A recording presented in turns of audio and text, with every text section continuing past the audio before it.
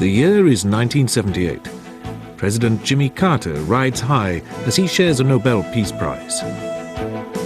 But conflict continues in the Middle East as Israeli troops move into the Lebanon.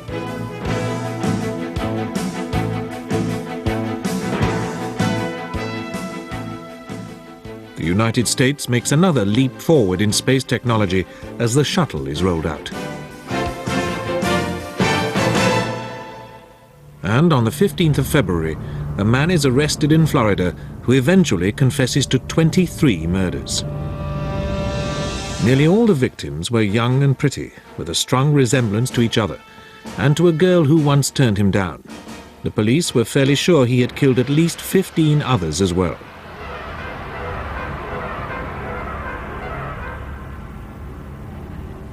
On the 15th of January 1978, a student had been found in Tallahassee, raped, beaten and strangled in the Chi Omega sorority house. Her name was Margaret Bowman. In a nearby room, also dying, was Lisa Levy. Her body had been savagely bitten. Also attacked, but alive, in the same sorority house were these girls, Karen Chandler and Kathy Kleiner. 90 minutes later, Cheryl Thomas was brutalized in her bed by the same man. 3 weeks later, in Lake City, a 12-year-old schoolgirl disappeared. Kimberly Leach's body was found in a river 2 months later. The following week, a patrolman stopped a stolen car. The driver, here led by the police, said he was called Chris Hagen, but wouldn't give any more information about himself. Then he claimed he was Kenneth R. Meisner of Tallahassee, but this turned out to be just one of the names on the many stolen credit cards he had acquired. It took several days for the Florida police to realize they had caught the most wanted man in America, Theodore Robert Bundy. He was on the run after having escaped from Aspen, Colorado, during pre-trial hearings for the murder of another pretty girl.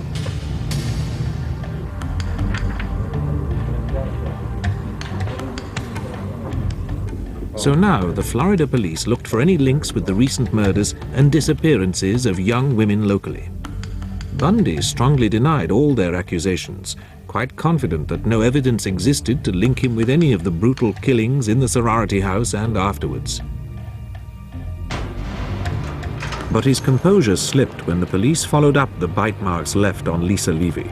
He violently resisted, and 6 men had to hold him down in his cell to take wax impressions and these photographs. The pattern of his teeth fitted with the marks on Lisa Levy's buttocks. Now he set about charming his captors. Everyone who met Ted Bundy agreed that he was intelligent, cultured, and personable. Very few people could believe he was a crook, let alone one of the most savage serial killers ever. What they couldn't know was that he was a classic psychopath, internally raging and able to kill without remorse. Unusually for a serial killer, he was also very attractive to women, which was why so many girls fatally allowed themselves to be picked up by him. Ted Bundy was a charmer. He charmed the shoes off of him. He was thoughtful, charismatic. He was an enjoyable, likable, attractive person. Born illegitimate in Philadelphia in 1946, Bundy was an intelligent but lonely child. At Stanford University, he got engaged to a girl who had dark hair parted in the center, but she broke it off, saying he was emotionally immature. Psychiatrists have speculated that this was the trigger which set him off. Nearly all the 40 girls who were later to disappear when they came into contact with Ted Bundy had center-parted dark hair as well.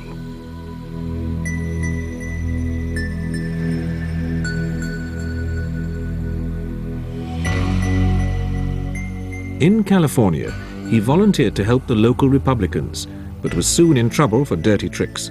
When found out, he was boyishly unrepentant and typically charming. It's hard for me to believe that what I did is newsworthy, and my part in the campaign was so insignificant, I'm embarrassed that I should be getting this publicity from it. Really embarrassed. At the end of the 1960s, he moved to Seattle, got a psychology degree, and entered law school. In 1974, girls started to disappear.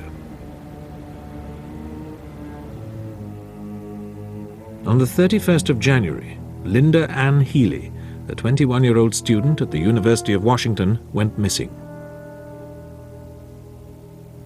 Then Donna Mason, a 19-year-old student at Evergreen State College, never returned from a jazz concert.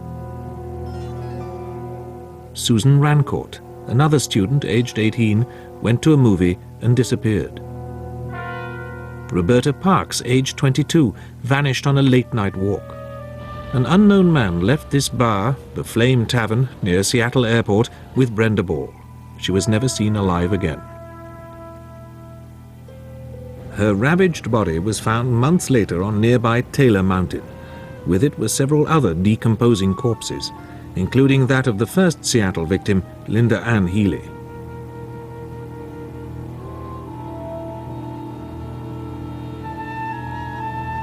Then George Ann Hawkins, aged 18, walked back alone to her Washington University sorority house, but never reached it. The beach at Lake Sammamish was crowded on the 14th of July, 1974.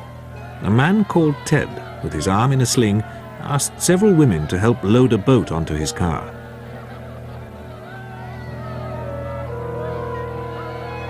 At least 2 refused, but Janice Ott, aged 23, agreed to go with him and disappeared.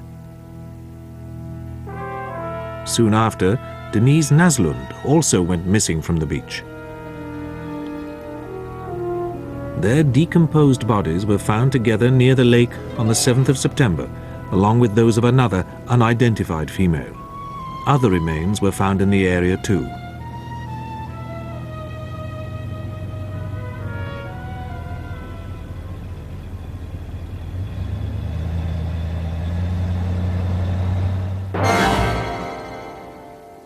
Now the police had something to go on, since several girls could remember the man. They issued a photo-fit picture, which turned out to be remarkably accurate. More women came forward when they saw it, to tell of having been approached by a man with his arm in a sling.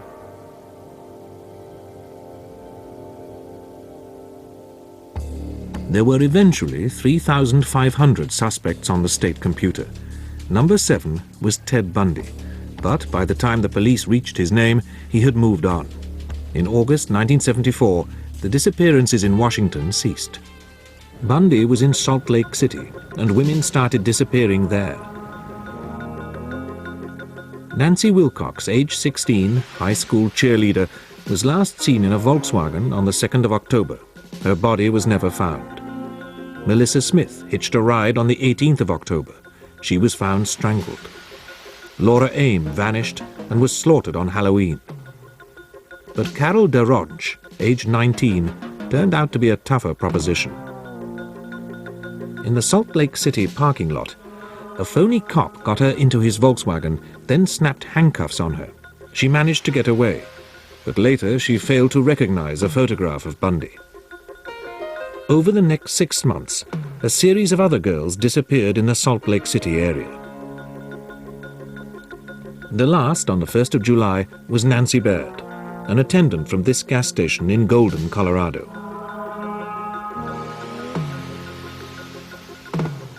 On the 16th of August, 1975, Sergeant Bob Haywood challenged a suspicious Volkswagen. It drove off wildly. Stopped after a chase, it proved to contain masks and handcuffs. The driver was arrested. It was Ted Bundy. Forensic scientists had combed the car and found a hair that could have been Melissa Smith's. Witnesses also reported seeing him where one of the girls had disappeared. Carol DeRonch, who had escaped from his car after being handcuffed, picked him out of a lineup. When credit card slips proved he was lying when he said he had never been to Colorado, he was charged with kidnapping and attempted murder. Other states became interested. After a legal battle lasting 13 months, he was found guilty of aggravated kidnapping. He then faced further charges.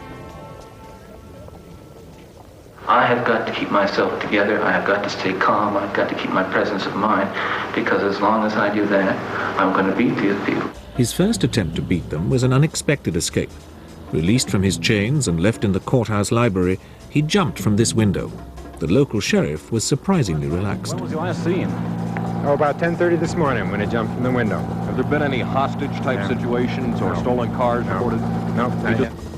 While helicopters searched for him, he hid out in a cabin on Aspen Mountain for 5 days before coming back through the roadblocks to steal a car. He was rearrested a few blocks from where he had escaped.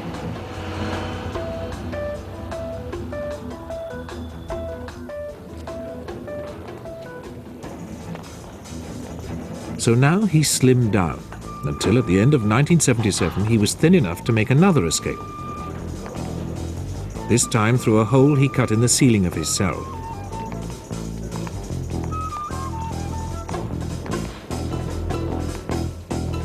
By the time the alarm was raised, he had driven to Denver in a stolen car and hopped a plane to Chicago.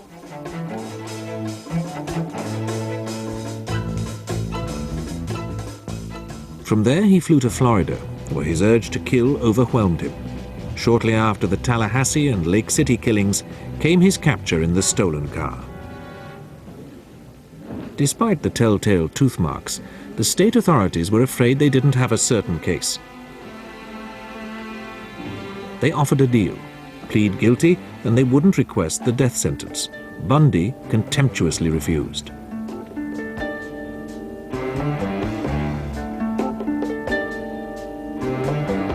He also complained during the pre-trial hearings that his defense team had shut him out of preparations, but the judge was unimpressed.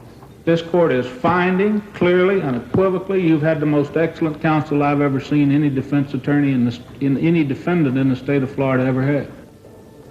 Nevertheless, Bundy insisted on taking over his own defense, and the court had to rule on whether he was sane enough to be able to do so.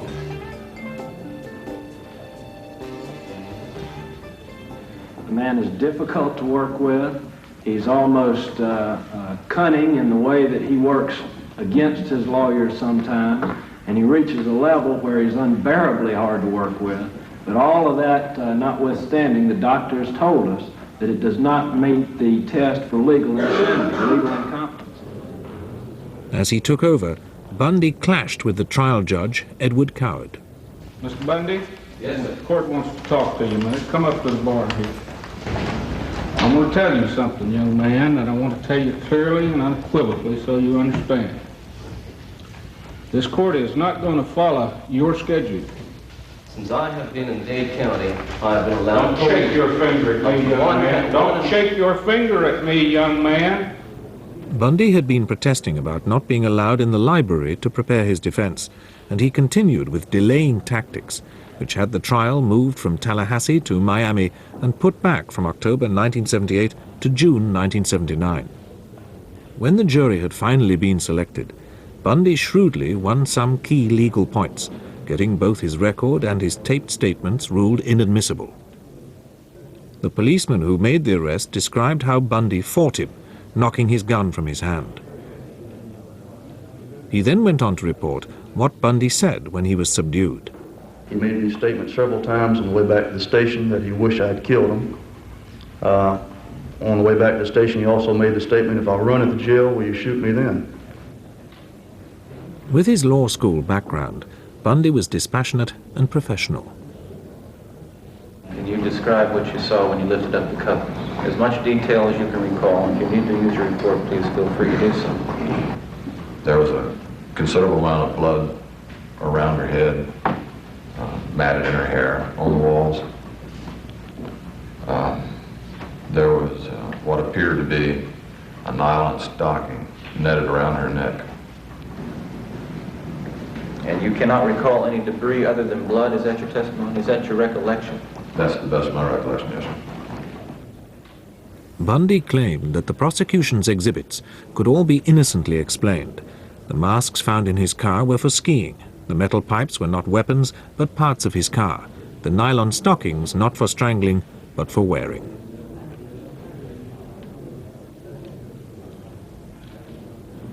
The prosecutor said that, on the contrary, they all proved that the crimes had been carefully planned. This man premeditated this murder. He knew what he was going to do before he did it. He thinks he is smart enough to get away with any crime. The prosecution produced a key witness, student Nita Neary, who saw a man coming out of the sorority house that night.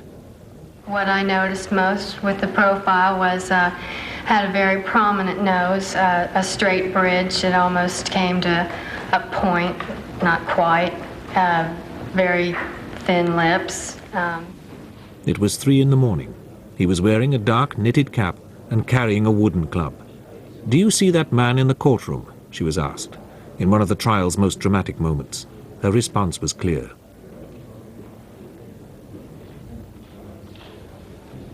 This was damning enough, but the clincher was the savage bite on Lisa Levy. The defendant in this case, Theodore Robert Bundy, was responsible for leaving those bite marks on the buttocks of Lisa Levy. Bundy claimed they weren't his, but dental evidence was overwhelming. Knowing that this was a critical point, he took the stand to deny it. What is your name, please? Theodore Robert Bundy. When you were arrested on February 15th, 1978 in Pensacola, did you have a chip in your right front tooth? No, I did not. He used all his ingenuity to weaken the evidence. Then that evidence would tend to show that in fact my teeth could not or did not make those marks.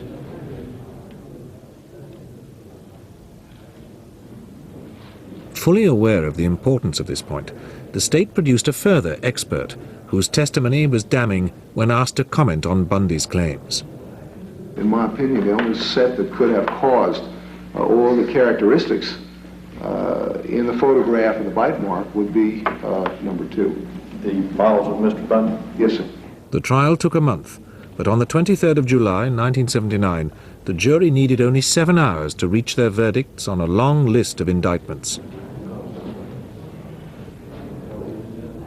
The clerk of the court was handed the decisions. Could this impressive and articulate young man really be a wild sex killer? Publish the verdicts, Madam Clerk. In the Circuit Court of the Second Judicial Circuit in Leon County, Florida, case number 78670, with the jury at Miami-Dade County, Florida, this 24th day of July, AD 1979, found the defendant, Theodore Robert Bundy, as to count 3 of the indictment, murder in the first degree upon one Lisa Levy, guilty as charged, so say we all, Rudolph E. Trimble, foreman. The verdict was guilty, and all that Bundy could do now was to try to avoid a death sentence. With his usual cheek, he said that if he was sentenced to death, it would lower the court to the level of a murderer. I'm not asking for mercy, for I find it somewhat absurd to ask for mercy for something I did not do. As Bundy's mother listened, the judge had no hesitation in passing the death sentence. She was struck several times about the head. She had a ligature around her neck, which was a pantyhose that strangled her, caused her death. The beating was vicious, vile, and wicked, and atrocious.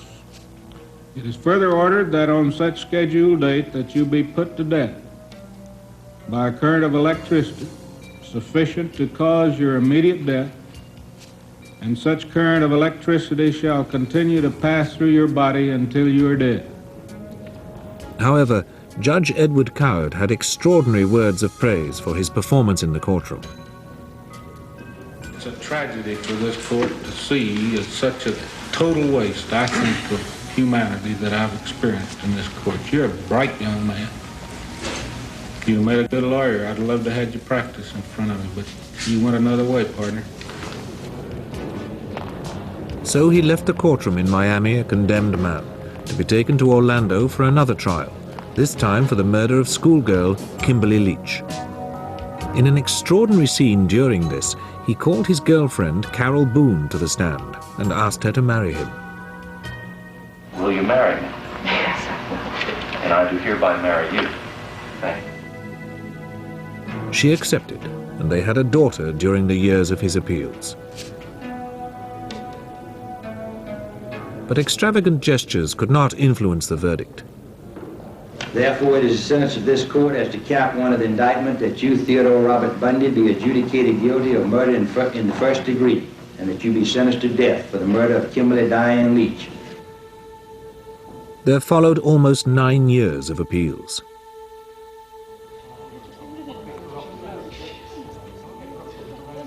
One point which emerged was that Bundy claimed that he had been spurred on by pornography.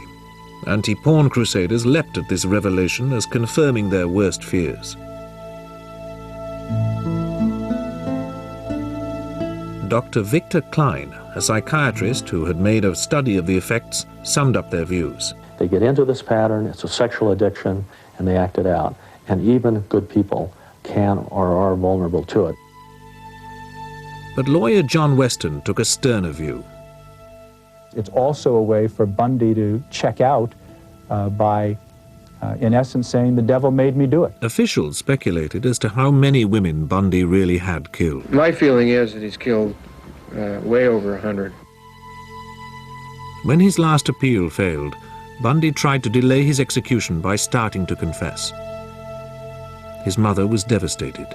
We don't want to believe that these things happened, but it sounds like at least some of them did, unless he's making it all up. Why would he make it up? When even this tactic failed, he used pleading. What I'm talking about is going beyond retribution, which is what people want with me. Going beyond retribution and punishment, because there is no way in the world that killing me is going to restore those beautiful children to their parents and correct and soothe the pain. But at last, 9 years after the sentence, the state of Florida prepared for retribution. Press and angry crowds gathered outside the prison.